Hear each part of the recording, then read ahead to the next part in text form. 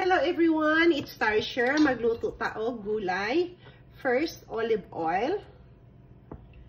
Ganyan ako magluto. Mainit na yung pan natin. So, ilagay na natin yung sibuyas.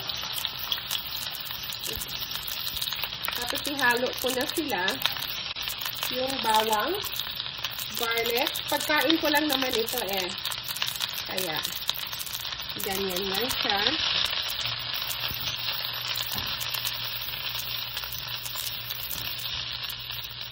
Tapos, tofu, kasi dito may mabibili ka na na prito. So, yung prito na ang binili ko para madali lang. Ganyan siya.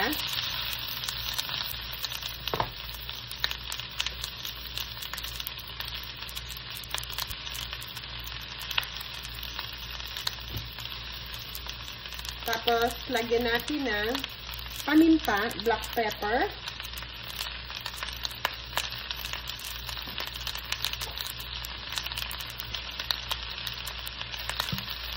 So, ito ay optional, patis. Ang gamit ko ay ganyan na patis. So,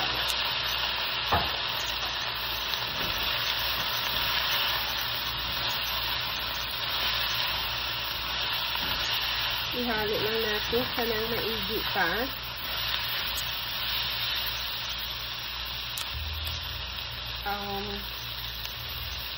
Oyster sauce. Lagyan nyo ng mga isang kutsara lang ang ilagay ko.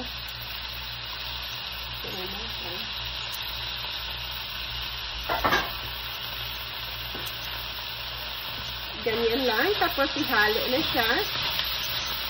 So, per bilis lang ito. Lagyan na natin ng tubig. Para may sabaw siya konti.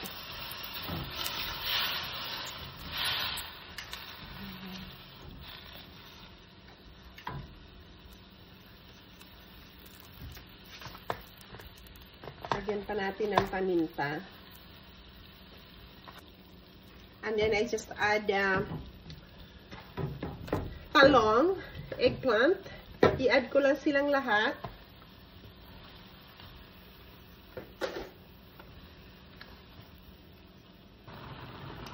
Luto na ang mga gulay. So, ilagay na nako. Ibutang na nato ang para mulapot. Nagbutang ko og cornstarch na 1 teaspoon. Para lang lumapot yung sabaw niya. Ay, ang sarap. Ang bango. Diba? Nag-sticky na siya. Yan. Ayaw ko yung, as I said, ayaw ko yung gulay na overcook. So, ayan yung gulay natin. Luto na. Kaon na ta. Daghang salamat sa tanan. Thank you so much for watching. See you in our next video. Bye for now.